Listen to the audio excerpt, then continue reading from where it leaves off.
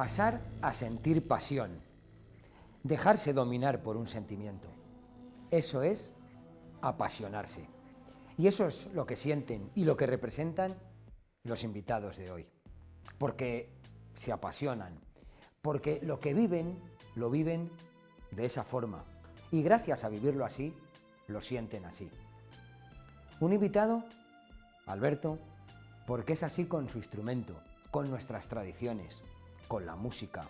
Bien desde una plaza en un pueblo o incluso dando clase, pero siempre apasionándose. O también desde las artes escénicas, representando nuestra historia, nuestros personajes, el cerco de Zamora. Así, con esa pasión es como lo viven Capitonis Duri, como lo vive su presidente, Luis Fernando García. Siéntense, pónganse cómodos. Hoy es jueves. Comienza Dos que sí, uno que no, para hablar de la gente como nosotros, de la gente que se apasiona.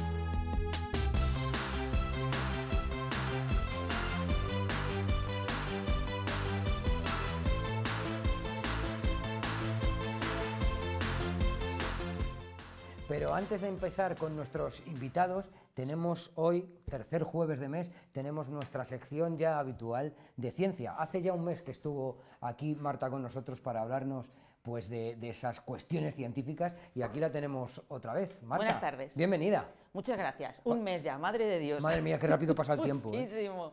Porque es algo científico y lo podemos medir, si no yo diría que es que ha pasado muchísimo menos tiempo. Pues hoy vamos a hablar, entre otras cosas, de tiempo. Vas a ver, muy bien hilado todo, perfecto. ¿Ah, sí? ¡Ay, qué bien! Sí. Bueno, mira, pues cuéntanos. Vamos a viajar, todas las veces vamos a viajar a algún lado mentalmente, ¿no? Y vamos a viajar a la Viena del siglo XVIII. Ajá. En la Viena del siglo XVIII lo estaba petando muchísimo Beethoven. ¿Sí? ¿Nos suena Beethoven, no? Sí, claro. Beethoven. Beethoven, que está considerado uno de los mayores genios de la música de todos los tiempos.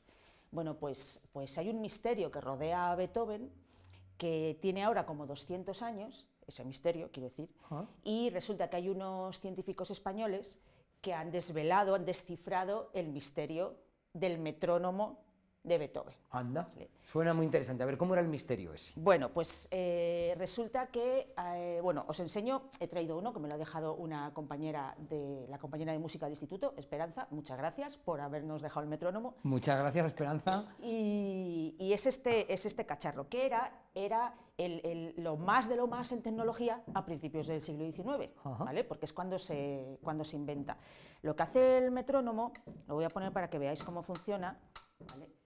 Es marcarnos, funciona un poco regulero de todas formas, es marcarnos el tempo de la música. Muy bien. Si pones es un péndulo, en realidad es un péndulo, si pones esta masa más abajo va más rápido y si esta masa la pones más arriba va más despacio. Yo creo que cualquiera que haya estudiado o a nivel aficionado, claro, practique con un instrumento sabe lo que es un metrónomo. Yo alguna vez me he pegado con él, me he tenido que pegar con el metrónomo a la hora de bueno, practicar. Ya ahora son digitales o hay aplicaciones del móvil, estos son pues como era el señor que se los inventó. Muy bien. El caso es que se llamaba Johann Meisel y Johann Meisel inventa el metrónomo y le regala uno a Beethoven, que lo flipó. Dijo, bueno, pero es que esto mola muchísimo. Porque hasta ese momento el tempo de la música, de lo que él iba componiendo, pues tú decías alegro, andante, más deprisa o más lento, pero no había una medida, digamos, científica de marcar cómo se había que tocar esa música. Y una vez que le regalan el metrónomo a Beethoven, Beethoven escribe, o sea, revisa todas las sinfonías que tenía escritas hasta entonces, que eran todas menos la novena, que estaba en ello, y la anota con qué tempo del metrónomo había que tocarlas. Ajá. Bueno, pues resulta que nadie le hace caso a lo que dijo Beethoven. Sí. Y ese es el misterio, ¿por qué nadie toca las sinfonías de Beethoven al tempo que dijo Beethoven? Y resulta que estos dos científicos españoles han descifrado qué rayos pasaba con el metrónomo de Beethoven. Ajá. Son dos científicos, son una física y un ingeniero de datos, Almudena P. Castro y Iñaki Úcar, que además son músicos. ¿Sí? Entonces, al tener esa doble vertiente, pues bueno, pues les atrajo mucho esta idea de intentar descifrar esto.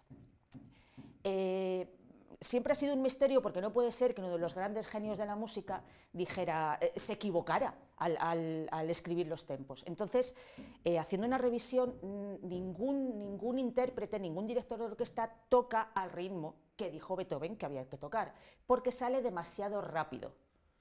Incluso los que son más puristas, que se intentan acercar todo lo que se pueda a lo que dijo Beethoven, no lo tocan al ritmo que dijo Beethoven, al tempo que dijo Beethoven, porque no suena bien. O sea, siempre hay lo que se llama, y lo llaman así, sabiduría de las masas. ¿A qué velocidad te suena a ti mejor una música? Si la tocas más despacio no termina de sonar bien, si la tocas más deprisa tampoco. Bueno, pues resulta que ningún director hace caso a lo que dijo Beethoven. ¿Sabes lo que pasa? Eso en la música clásica, que como si dijésemos la interpretación, entre comillas, es más fría, y está un director marcando el tempo. Claro. Es imposible prácticamente en el mundo del rock tocar las canciones, bueno, ahora está todo más pulido y más medido, pero te dejas mucho llevar por la gente, y entonces como estés muy de subidón, cuando vas al concierto y estás entregado, tocas las canciones muy rápido. Entonces en la música clásica eso está más medido. Bueno, sigue. Aparte, que te he cortado. Sí, no, perfecto, porque es que además en la música clásica no hay percusión, o prácticamente no hay percusión, y es más difícil así llevar el tempo, porque la percusión sí que te ayuda mucho.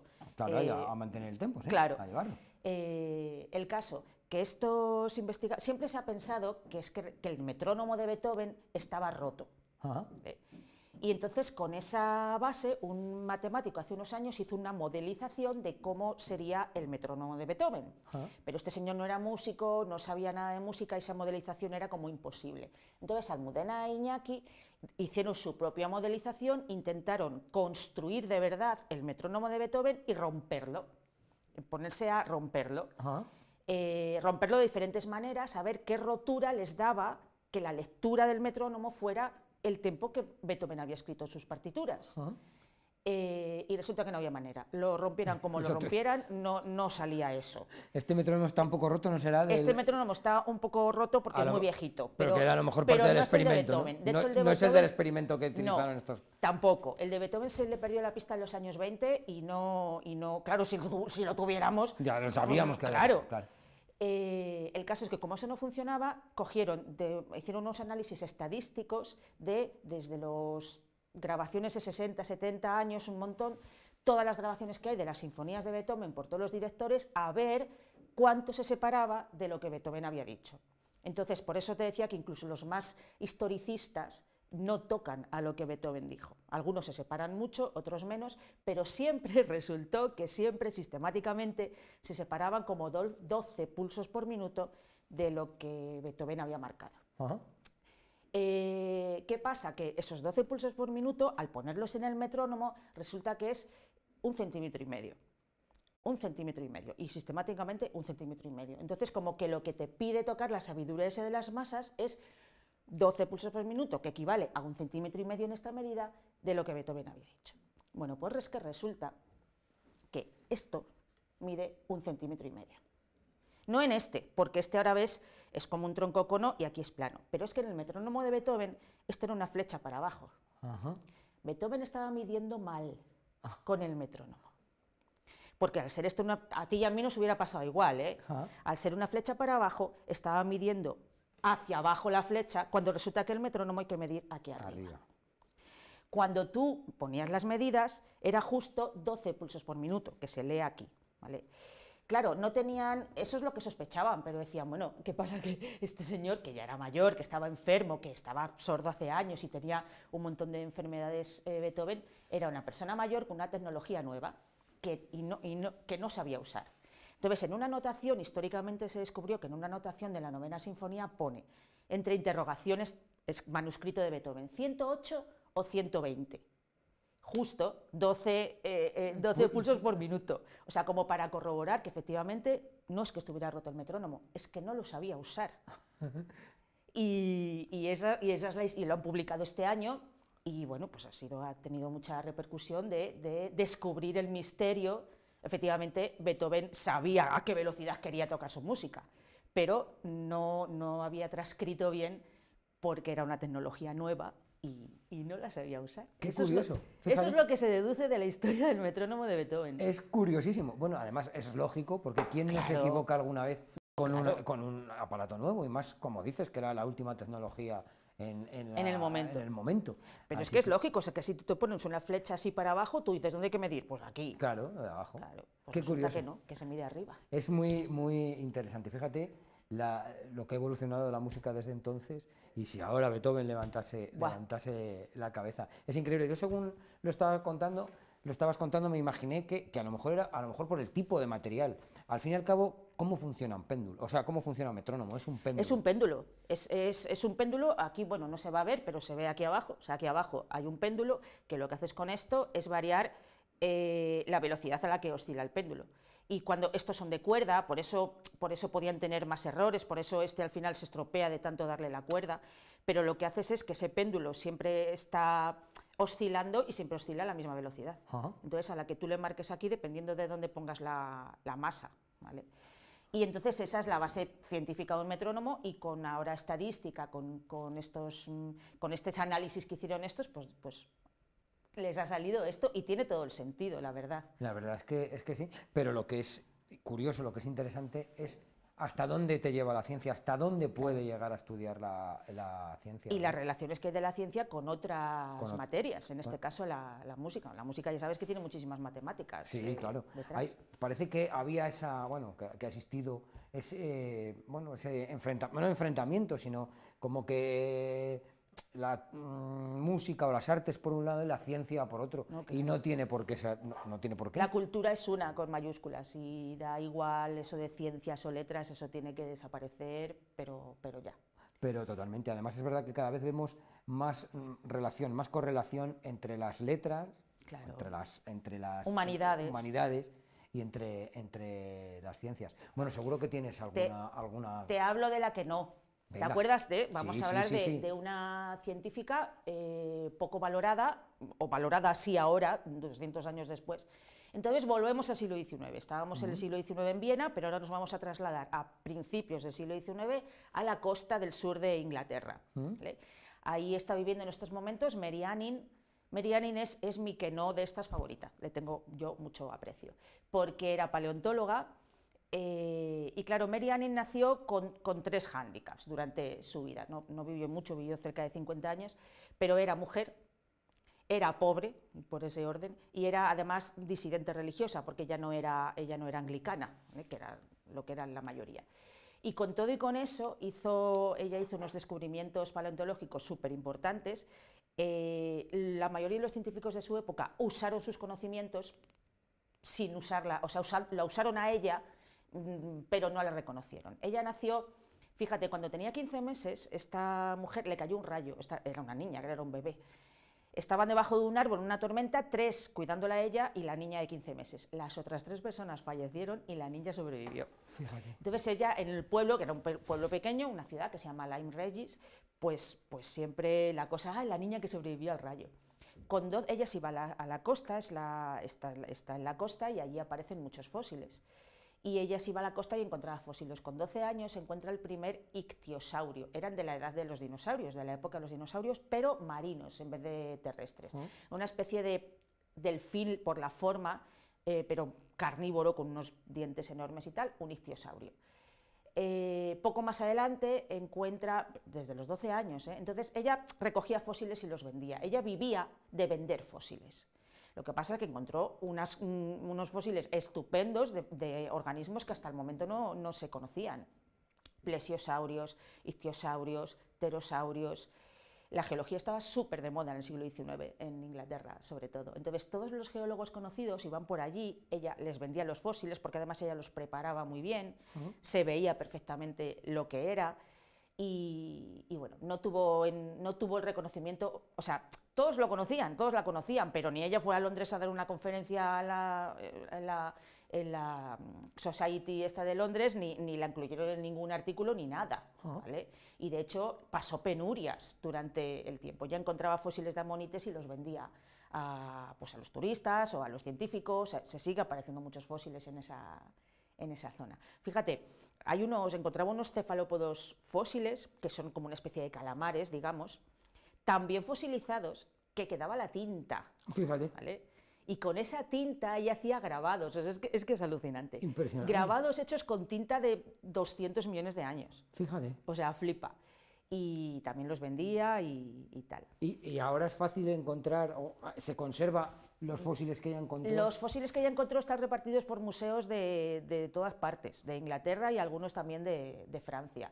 Ella ayudó muchísimo a que se entendiera el concepto de extinción, porque es que hasta ese momento no se entendía bien que había habido animales que ya no existían en la actualidad, pero que habían existido en el pasado y que se habían extinguido. El concepto de extinción se asienta gracias a sus descubrimientos. Lo que pasa es que los desarrollan son otros señores que iban a verla a ella. Contaban con sus conocimientos, contaban con sus fósiles, pero a ella no la tenían en cuenta luego en las publicaciones. Cuando ella falleció sí que le hicieron algún homenaje y tenía amigos muy cercanos que la intentaban ayudar, haciendo que vendiera los fósiles y tal, pero bueno, en fin. Mary Anning. Impresionante, la verdad es que es una historia muy, muy bonita. Muchísimas gracias, Marta, a ti, por traernos el tempo y hacer que el tempo vaya siempre alegro contigo. O sea, un tempo que pasa rápido, pero es fácil seguirte. Y pues en nada pasa otro mes, otro tercer jueves y estamos aquí. Estamos aquí. Estamos hoy a 18, sí. Dentro de 3 jueves estamos casi en Navidad. Pues sí, va a ser poquito, va a ser como la semana antes de Navidad, una cosa así. Vale, sí. Pues entonces ya prepararemos algo navideño. Muchísimas gracias, Marta. A vosotros, gracias Rafa. por acercarnos la ciencia, por acercarnos pues la ciencia que sí, como tú dices. La ciencia que sí. Y la ciencia que no. Que no, que, para ponerla en valor. Pues a lo mejor por circunstancias no se ha puesto en valor y tú aquí nos la acercas y nos la haces conocer. Así que muchísimas gracias, Marta, y hasta la próxima. Nosotros continuamos aquí en Dos que sí, uno que no.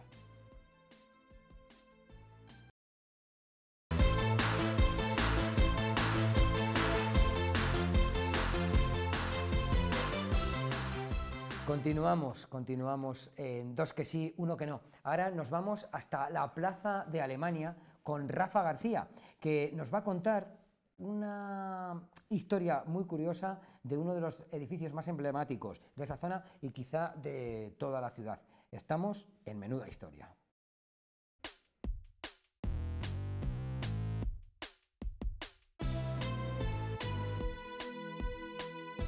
Hoy hablamos de la Torrecilla.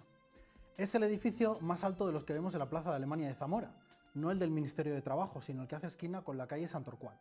Me dice Rafa, hay que buscar algo que sea llamativo, que llame la atención. El edificio más alto. Bueno, no es el edificio más alto de Zamora, pero sí es muy singular. Se proyecta en 1964 y 2 arquitectos zamoranos. Bueno, Lucas Espinosa no era zamorano, pero se implantó enseguida en Zamora, y Adolfo Bobo, que era un arquitecto local. Se construye en un solar pequeño al lado de donde estaba la iglesia románica de Sant Torquato, no la actual, una pequeña iglesia que se encontraba en la actual plaza del Maestro Baedo y que fue demolida pues, en el siglo XIX. La singularidad de este edificio está en su altura, claro, porque en los años 60 es de los primeros edificios de una altura tal que se construye en Zamora. Pero estaba el edificio enfrente del Claudio Moyano, que también alcanza esta altura por esta época, y con posterioridad en los años 80 se construye el edificio de Nuevos Ministerios, con lo cual no es el más alto, pero sí alcanza una importancia muy notable en la década de los 60 en Zamora, por su forma, esa forma prismática, esa altura, 8 plantas, un ático, al final constituye una atalaya, un hito de la ciudad, la gran altura que tiene, y sobre todo la concepción tan recta, un volumen tan puro, tan esquemático, tan liso, además con esos tonos azulados en la fachada. Bueno, al final este edificio, sin ser el más alto de la ciudad, cuando se construye, muestra cómo la ciudad entra en la modernidad arquitectónica. Sin ser el gran edificio de la ciudad, ni el más alto, sí que marca un punto de inflexión. Zamora entra en la modernidad arquitectónica. Curiosamente se establece en la Plaza de Alemania, que es una plaza que en algunas facultades de arquitectura se ha estudiado en cómo no hacer una plaza. Tenemos ese San Benito, pero lo podemos superar, porque este edificio tiene una importancia notable. ¿Por qué se dice esto de la Plaza de Alemania? Se demuele un tramo de muralla, se desmonta la iglesia románica del Carmen del Camino y se traslada para la parte de atrás, se desmantela el edificio anterior del Instituto de Higiene, un edificio ecléctico para construir el actual, se construye el Ministerio de Trabajo haciendo ángulo y además la plaza está abierta a los vientos dominantes. Bueno, afortunadamente la última reforma con esa plaza, con esas farolas, han tratado de unificar un poco el criterio.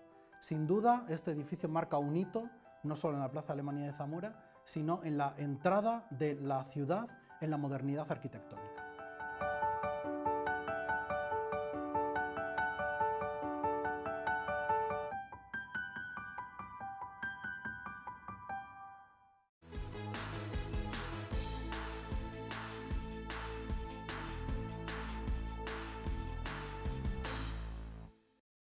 Profesor de música, músico y especializado en etnografía y en música tradicional, en solitario, con distintos grupos, Cacharpaya, Habas Verdes, Jambrina y Madrid, acercando y dando a conocer nuestras tradiciones, nuestra música. Está con nosotros Alberto Jambrina. Hola, ¿qué tal? ¿Qué tal? Encantado de estar aquí. Mucho gusto de que estés. Bueno, yo también. Me gusta mucho porque representas eso, pues esa búsqueda y ese dar a conocer nuestras tradiciones, nuestra música.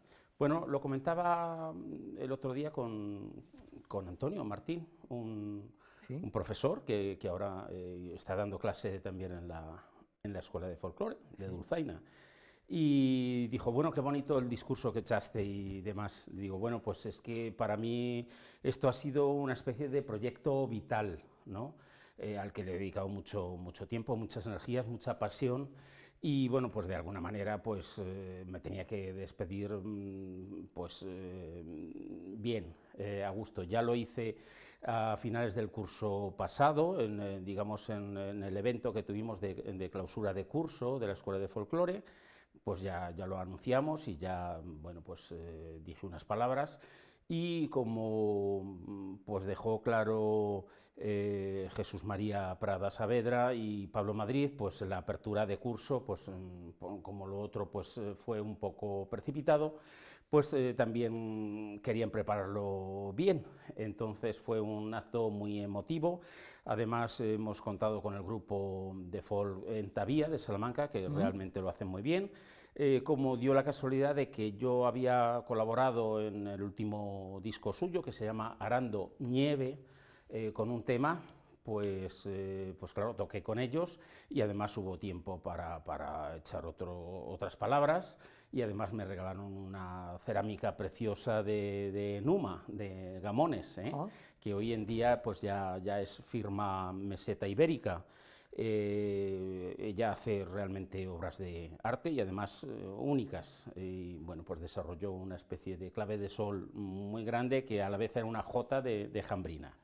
Y allí está en el salón de mi casa, junto a la Encina Charra también, y otro premio que me dieron en Oviedo, el Martínez Torner, un premio nacional de folclore. Entonces allí están las tres juntas. Que sigues recibiendo homenajes. Bueno, pues sí, sigo recibiendo homenajes, cariños, despedidas y demás. El aluvión de mensajes en mi Facebook ha sido increíble y de todas partes. Ahora últimamente estoy bastante metido también con el tema del antropólogo peruano José María Arguedas, que visitó los pueblos de Bermillo, de Muga y de San Vitero, y entonces estoy muy metido también en la etnografía y en la musicología o etnomusicología de Perú, y desde allí también me han felicitado varias personas. Bueno, en cierto modo, enganchando casi con tus inicios, ¿no? Porque tú empezaste pues sí. Tu primer grupo, que además es que, déjame decirlo, a ver si... primer grupo, Cacharpaya, que ganasteis a Mecano en la final de Gente Joven. Sí, bueno, fue muy curioso, coincidió así, había una edición para grupos de música, esto fue en el año 78, en Gente Joven, un programa de máxima audiencia los domingos por la mañana, cuando lo la veía, tele me todavía era en blanco y negro. Cuando la tele todavía reunía a la familia en torno a ella, yo recuerdo verlo en familia. Y bueno, pues sucedió así, claro, vamos a ver, estábamos en unos años, 78, 79, comenzando la democracia, y estaban en París y en Roma pues los grupos Inti Illimani, Quilapayún, los calchaquis, que venían con bastante frecuencia aquí, la cuestión del todo el boom del Cóndor Pasa con Simon y Garfunkel y todo aquello, pues se conoció mundialmente. Y bueno, pues ver a unos muchachos muy jóvenes de una ciudad por ahí perdida, del lejano oeste, como solemos decir, pues hacer música sudamericana como lo hacíamos, pues yo creo que impactó al jurado de entonces y bueno, pues nos dieron el primer premio. En aquella edición también se presentaba como locutor Jesús Villarino y también ganó el premio de presentadores. Vamos, ese día estuvo Zamora en lo más alto. Pues sí, Qué sí, bueno. sí. Qué bueno, me alegro mucho que haya sido a través de los medios de comunicación, con un comunicador como Jesús Villarino y también con la música. Oye, ¿habéis vuelto a coincidir con Mecano? No. O sea, Ana Torroja no nos ha llamado para... No nos ha llamado y bueno, claro, no sabíamos tampoco de la trascendencia que luego iba a tener este grupo, claro, evidentemente. ¿Qué importancia tiene la música, sobre todo la música tradicional? Pues la música tradicional aglutina muchas cosas, sobre todo tiene un poder de cohesionar a la gente social increíble, increíble. La moderna etnomusicología, para diferenciarse un poco de los estudios de música clásica, porque si hay gente que estudia pues, una fuga de Bach, una sonata de Beethoven, ahí suceden muchas cosas en la propia música. Claro, tú tocas una melodía de folclore y es una cosa muy sencilla, pero la moderna etnomusicología estudia lo que sucede alrededor de esa melodía. ¿Entendido? Entonces, claro, tú un lunes de Pentecostés empiezas y alrededor de eso, que parece tan simple, suceden muchas cosas.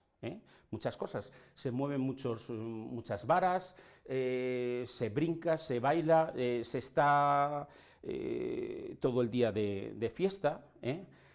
Alguien, Concha Vadillo lo dijo en alguna ocasión en Los Remedios, a la vuelta, una cosa que podía ser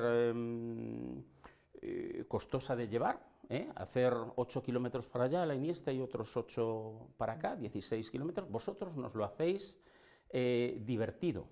Claro. Y entonces todo este tipo de cosas es lo que sucede alrededor de la música tradicional. ¿Sí? Tú dices, bueno, una pandereta es una cosa muy simple, un parche y unas sonajas. Sí, bueno, pero ponla en manos de una mujer en un pueblo y lo que ha significado eso, claro.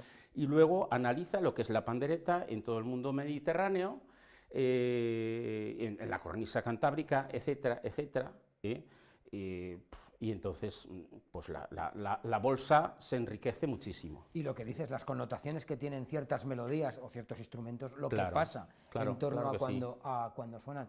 Me viene a la cabeza la Semana Santa, que también el sonido del tambor incluso marca ya y te transporta los sonidos y las músicas. Entonces es eso, como analizando la melodía así asépticamente o los ritmos, podría parecer una cosa muy simple, muy sencilla y tal, no, hay que analizar todo el contexto, todo lo que sucede alrededor de que eso se pone a funcionar.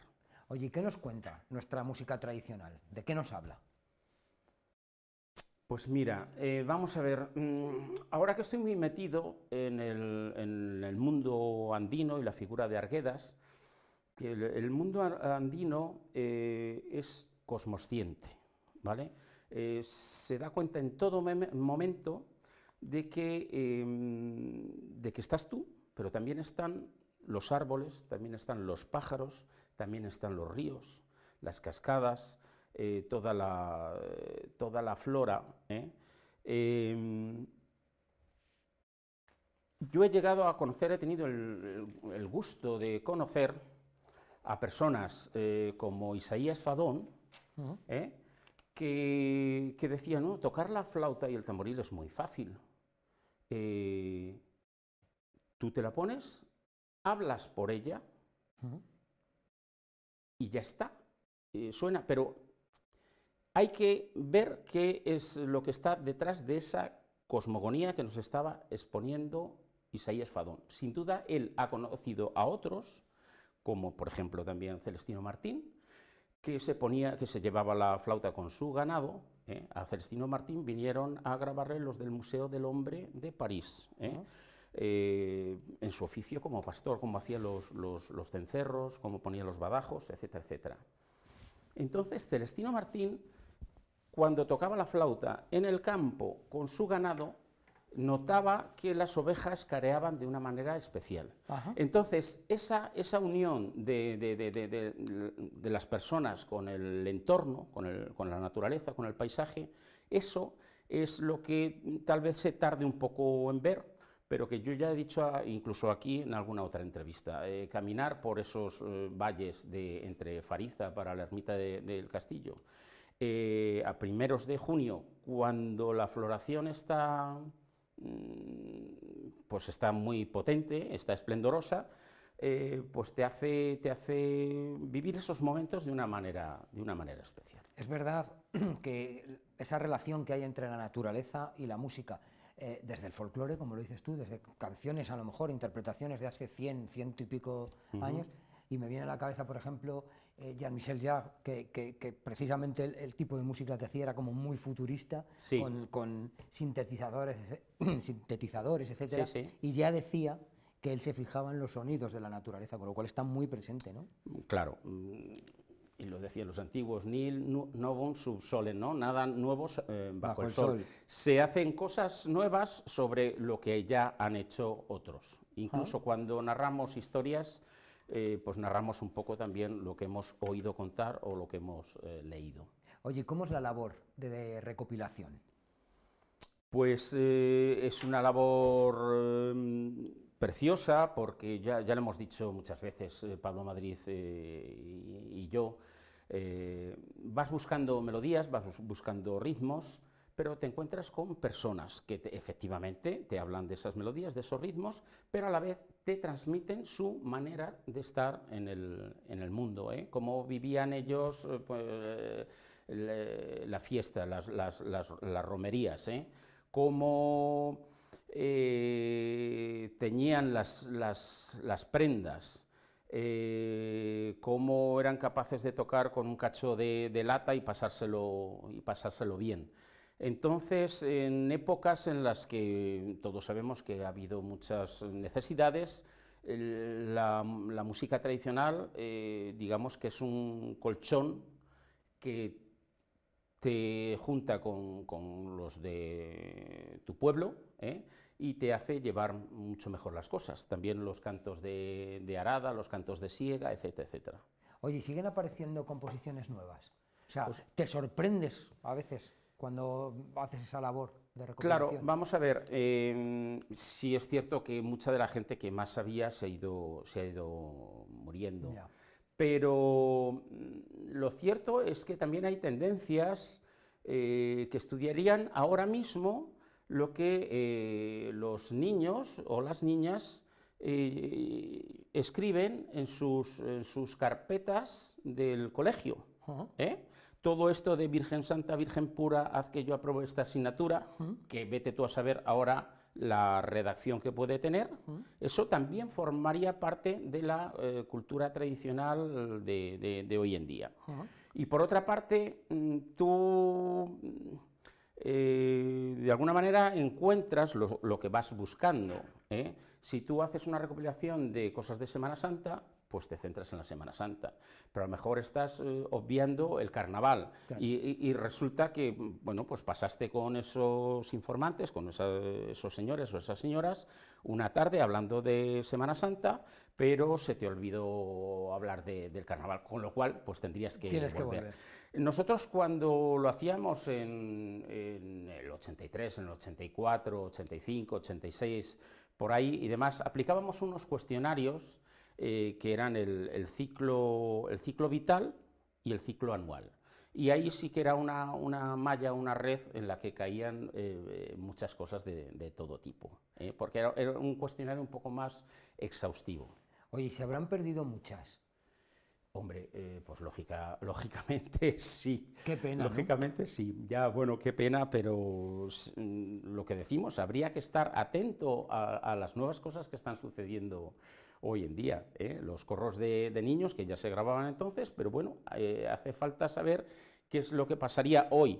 Lo que ocurre es que las tecnologías, los móviles, etcétera, etcétera, han dado al traste con muchos momentos de convivir. Ahora el mundo es mucho más individualista y bueno, a lo mejor, pues bueno, lo que vemos desgraciadamente con frecuencia, que la gente está chateando con gente que está a muchos kilómetros de distancia y tiene aquí gente al lado y no habla con ella. Y no están hablando con el de al lado. Oye, en fin, son distintos contextos. Pues sí, la verdad es que a veces la tecnología ayuda, pero también es verdad que nos distancia un poco claro, de lo que está al lado. Y a la vez en Facebook puedes encontrar grupos de cualquier cosa, amigos de la pandereta de Sayago. Sí. Si no se ha creado el grupo, si no existe ya, se podría crear. Y enseguida tendría cientos de seguidores en ese grupo. Oye, ¿cómo te iniciaste en la música tradicional? ¿Cómo empezó a interesarte este tipo de música? Yo nací en la calle Cardenal Mella de Zamora. Soy el cuarto de 5 hermanos. Mi madre, Esperanza Leal Sanabria, desciende de Aliste, aunque ella ya nació aquí en Zamora. Mi padre, Macario Jambrina Vicente, desciende de Gema del Vino. Los dos han cantado muy bien, les ha gustado. Mi padre fue de la coral de Zamora, mi madre también de joven participó en alguna coral, y en la calle Cardenal Mella había una profesora de música, Carmen Calvo, que por último dio clases también en el conservatorio, y ella daba clase de solfeo y de piano. Y entonces, claro, lo teníamos muy fácil. Mi madre, llegada a una edad, en mi caso creo que fueron a los 9 años, nos iba preguntando a todos si queríamos clases de música. Por ejemplo, mi hermana la mayor, Esperanza, fue profesora de música también. De alguna manera todos hemos tenido cierta vinculación, todos los hermanos, con la música, ¿no? Porque mi hermana la mayor pues tuvo un grupo de los pioneros en Zamora que se llama Folk 9, que hacían canciones de Nuestro Pequeño Mundo, etcétera, toda la efervescencia esta que venía con Joaquín Díaz, Nuestro Pequeño Mundo, Pete Seeger, Joan Baez, etcétera, etcétera. Y yo ya de pequeño asistía a esos ensayos de mi hermana la mayor, ¿no? Mi hermana Carmen, por ejemplo, pues estuvo en otro grupo que se llamaba, folk de aquí de Zamora, que se llamaba Didaskaloi, porque en él coincidían, Didaskaloi son los maestros, la palabra griega y tal, había varios maestros en el grupo y demás. Y ahí sí que ya en un concurso de villancicos me pusieron, aunque no tenía la edad, a tocar unos bongos con ellos, y yo creo que ganaron algún premio. Bueno, pues luego yo ya crecí y me di cuenta que los instrumentos de viento pues, se me daban muy bien, todo tipo de flautas y demás. Y claro, fue el boom de lo que estábamos diciendo antes, el Cóndor Pasa, Facio Santillán, Uña Ramos, los Calchaquis, Quilapayún, Inti Illimani, Collahuara, muchísimos grupos, sobre todo que estaban ya en Europa y que hacían discos de vinilo y te los compraba. Y como ya he dicho en alguna ocasión, yo los discos de Facio Santillán, sortilegio de las flautas de los Andes, me los ponía con cascos y me sabía hasta las respiraciones de todo eso. Y entonces, claro, luego pues ya en el Instituto Claudio Moyano pues coincidí con los hermanos Pino, Andrés Pino y Jesús Pino, y decidimos en principio formar un grupo, un trío de música sudamericana, porque además mi familia nos llevábamos muy bien con la familia Pino. Recordamos, bueno, la familia Pino, que son 9 hermanos y vivían en los bloques, ¿vale? Pero llegando las fechas de Navidad, pues nos íbamos de mi casa, que éramos menos, a casa de los Pino, que eran más, y allí en un piso de allí de los bloques, pues nos juntábamos cantidad de gente y bueno, pues había un furor por tocar, cantar y de alguna manera convivir, lo que decíamos antes, estar con los vecinos, aunque bueno, nosotros vivíamos en otra zona de Zamora, pero y tal. Hicimos el grupo y luego contamos con Pablo Tobal, maestro, que había estado en el grupo de mi hermana Carmen, en Didascaloy, y ya éramos un cuarteto, ¿vale? Y con Pablo dimos varios recitales en la Casa de la Cultura, hicimos las primeras actuaciones en Gente Joven, y por último Pablo ya dejó de estar con nosotros y entró Marcelino Montero con nosotros, que también estudiaba con nosotros. Y bueno, pues nada, hicimos la edición aquella, que era bastante larga y demás, y nos dieron el premio. Entonces yo ya me veo con unos 18, 19 años tocando a diario en el pub Rojo y Negro de Salamanca. Yo ya había dejado el instituto, empezaba la carrera y llegábamos para aquí a casa a las 4 de la mañana. O sea, que después de haber estado toda la noche... Yo aparecía al día siguiente al Colegio Universitario de Zamora, que estaba estudiando Filosofía y Letras y tal, Historia y esto, pues claro, lógicamente como a las 12 de la mañana, y bueno, pero tenía compañeros y compañeras que me pasaban los apuntes y yo pude hacer la carrera y todo esto. Independientemente de esto, pues yo seguí con el piano y todo eso y tal. Y ya sí que en el año 82, en el curso 82-83, yo primero estuve en el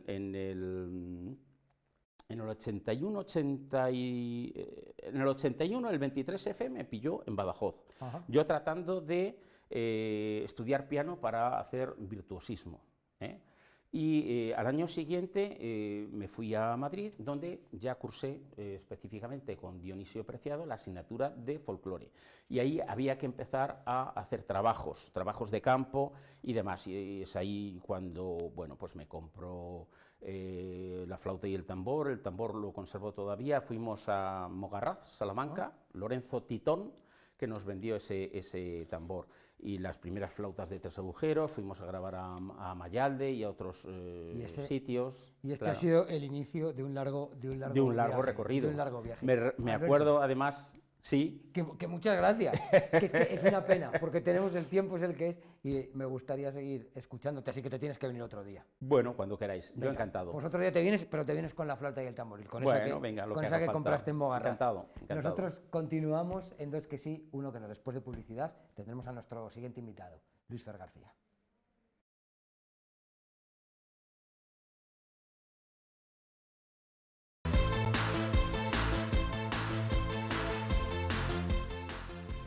El interés por la tradición de Gigantes y Cabezudos y las artes escénicas llevan a un grupo de personas a formar esta asociación en el año 2005. 10 cabezudos y 6 gigantes después, ahí siguen, mostrando nuestra historia, mostrando nuestras tradiciones. Está con nosotros Luis Fer, el presidente de la asociación Capitonis Duri. ¿Qué tal? Buenas, Rafa, bien, aquí estamos. Una vez más. ¿Cómo pasa el tiempo? Hablábamos antes de empezar, en el 2005 nace Capitonis, sí. Fíjate. La verdad es que parece que fue ayer y han pasado un montón de años, por allá ha pasado muchísima gente, la familia en lo que es el patrimonio ha crecido, la verdad es que bueno, pues seguimos ahí al pie del cañón. ¿Con cuántos empezasteis? Pues empezamos con 2 cabezudos, me acuerdo que era cuando todavía se llevaba a cabo las rutas de Medievalia por los grupos de teatro, y empezamos con 2 cabezudos y bueno, pues la familia ha ido creciendo, la verdad es que contentos estamos. Ha ido creciendo y con la intención de que siga creciendo, de hecho estáis ya con ganas y ya tenéis todo preparado para ver si conseguís ese séptimo cabezudo, ese séptimo gigante. Sí, la verdad es que sería el personaje Diego Ordóñez que cerraría la colección de gigantes. La verdad es que es un orgullo para la asociación, bueno, pues tener ese patrimonio entre cabezudos y gigantes, y Diego Ordóñez cerraría la colección.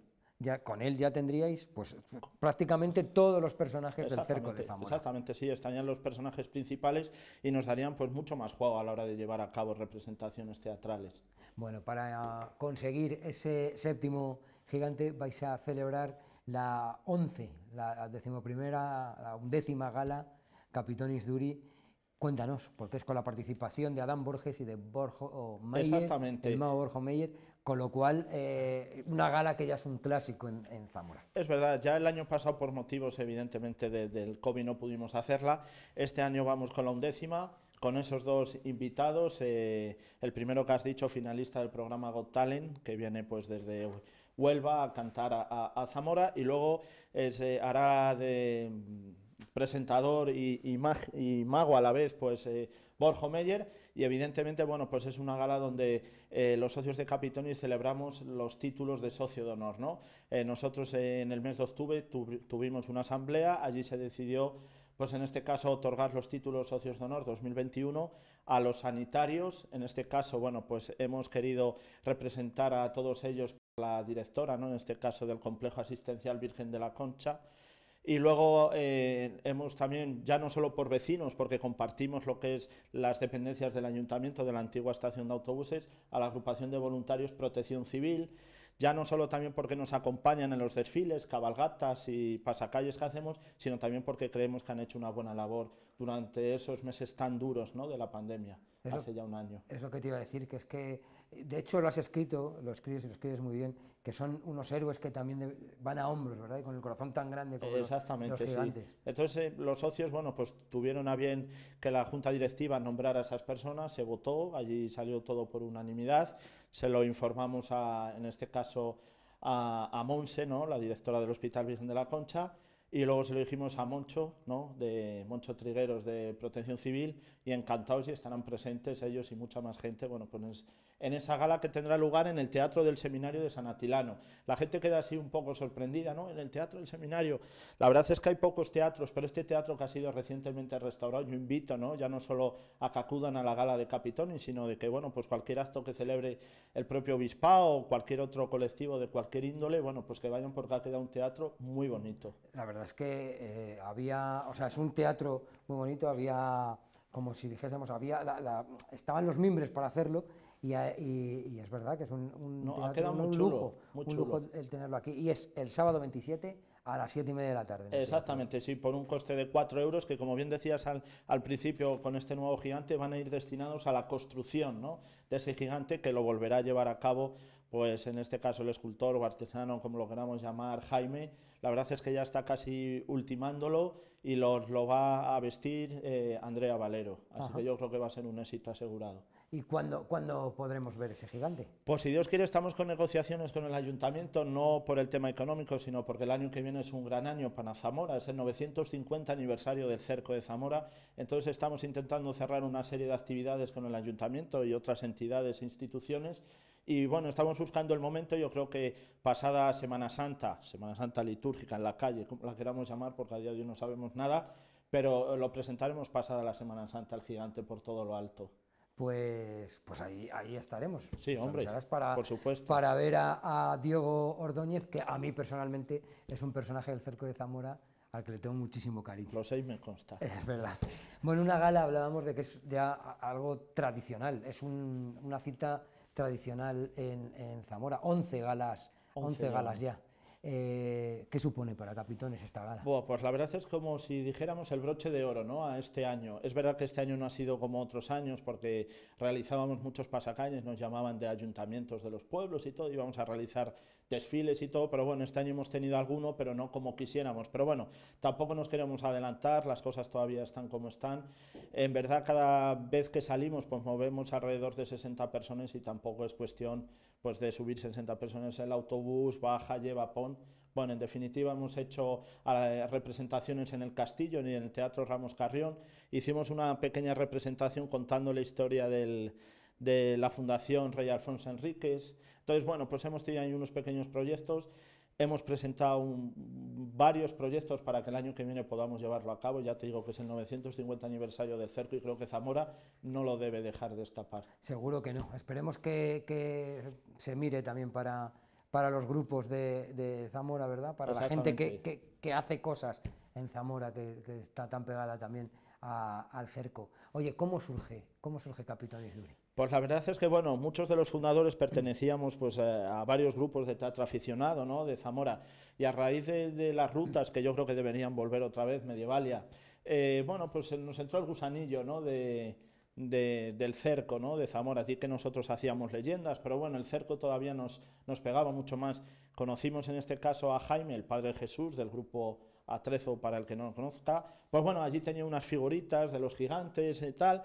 Y no sé, empezamos y hasta el día de hoy que estamos aquí. La verdad es que ya se conocía, ¿no? Hizo una buena labor y están haciendo buena labor los grupos de teatro aficionados representando el cerco y todo eso. Y yo creo que crearon ya una base en toda esa gente, que esos niños, ¿no?, que ahora es un orgullo ir por la calle y te conocen los gigantes y saben que es Urraca, saben que es Sancho. Pues todo eso yo creo que se debería recuperar, todo eso de Medievalia. No sé si llamándolo Medievalio, llamándolo como sea, pero yo creo que los grupos de teatro, ya no solo los grupos de teatro, otros colectivos como nosotros, estaremos deseando, ¿no?, poder volver a la calle y hacer representaciones de ese tipo, ya no solo para que los propios zamoranos conozcan un poquito más el cerco, sino todos los turistas que venían en verano y todo. Bueno, pues yo creo que es una historia que debemos de defender. Hablas de las representaciones, sobre todo también de Capitonis Duri, evidentemente, dado cómo es la morfología de Capitonis, por decirlo de alguna manera, es un grupo evidentemente para la calle. Es importante el estar, sí,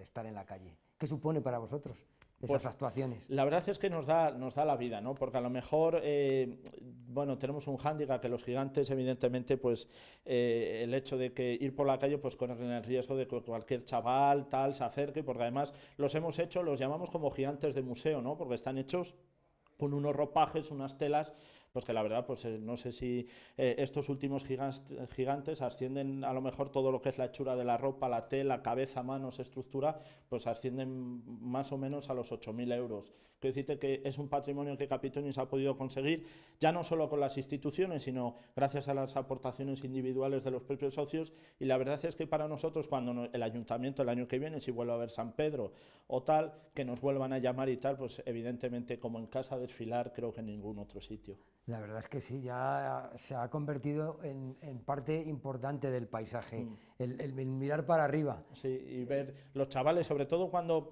yo le digo a los socios que nos lo pasamos muy bien, pero a la vez tenemos que ser conscientes que estamos enseñando, ¿no?, mostrando un poco la historia de Zamora, ya no solo con los gigantes, sino con los cabezudos, la música que David Rivas y Víctor Argüello han compuesto para la asociación. La verdad es que, bueno, yo creo que al final es un conjunto, ¿no?, armónico de todo lo que es Capitonis, que yo creo que, bueno, el público lo aceptó en su día, lo acepta ahora, y la verdad es que contentos, y que cualquier persona que ahora mismo nos está viendo o tal, quiere pertenecer, sin ningún problema puede hacerlo. ¿Cómo es esa labor de adaptación del cerco de Zamora, pues bueno, pues a unas figuras como son los gigantes, que no son precisamente unos actores, pero que cobran vida a esos personajes? Exactamente. Es difícil, ¿no? Porque nosotros contamos, en este caso, cada vez que llevamos a escena una obra de teatro, es muy importante que esas voces que dan vida, en este caso hemos contado con el grupo de teatro Juan de la Encina, y luego con varios actores que estaban en otros grupos, Jesús Ramos, bueno, pues otro tipo de actores, ¿no?, que ponen voces a esos gigantes. Y la verdad es que hay que hacer un trabajo,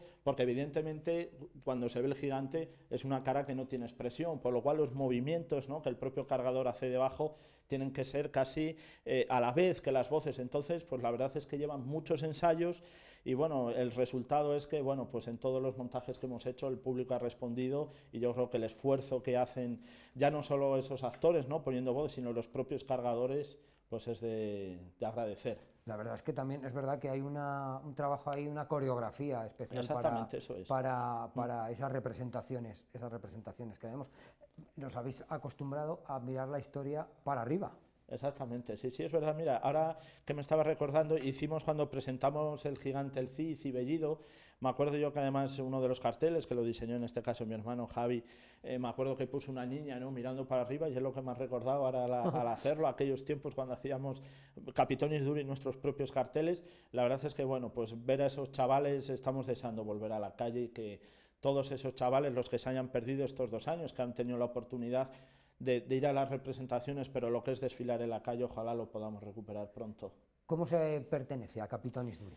Pues la verdad es que a través de nuestra página web, www.capitonisduri.es, o en cualquiera, ¿no?, de las representaciones que hacemos, puede descargarse la esa, y tenemos 20 euros al año, ya me dirás qué es eso, para todo el año, poder mantener la exposición abierta todos los sábados. La verdad es que, bueno, es poquito dinero y sobre todo mucho lo que se va allí uno a divertir. ¿Con esos 20 euros se cubre las cenas y eso? No. Luego las cenas habrá que pagar un poco, si no, no llega para todo. ¿Hacia dónde va Capitonis Duri? ¿Qué proyectos? Pues como te comentaba al principio de la entrevista, el año que viene creo que es un año muy importante para Capitonis y sobre todo, y repito, para Zamora. El 950 aniversario del cerco creo que es un hito para la ciudad, creo que ya se está empezando a trabajar y yo creo que Capitonis tiene que estar presente a lo largo de todo ese año. Pues vamos a estarlo, no sé si arropado por las instituciones, desde luego Capitonis Duri tiene un programa variado para el año que viene. Luis Fer, muchas gracias por venir. A ti, Rafa, y que no cambies, que este tipo de magazine da vida a Zamora. Muchas gracias. Lo mismo te digo, y que, bueno, que a ver si vienes. Te iba a decir que tienes que venirte un día con un gigante, va a ser más difícil. Uy, no sé yo. No llega, pero seguro que con algún cabezudo. Así que aquí te esperamos. Gracias. Nosotros continuamos y es el momento de hablar de la actualidad municipal.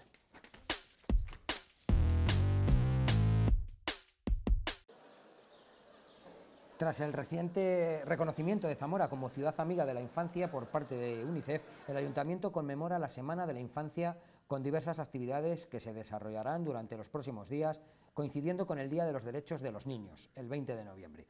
Con este motivo, la Concejalía de Servicios Sociales ha organizado diversas actividades como las visitas guiadas Descubre el Salón de Plenos del Ayuntamiento y la Plaza Mayor, en el que los niños y niñas de 6 a 9 años tendrán un primer acercamiento al consistorio de la ciudad.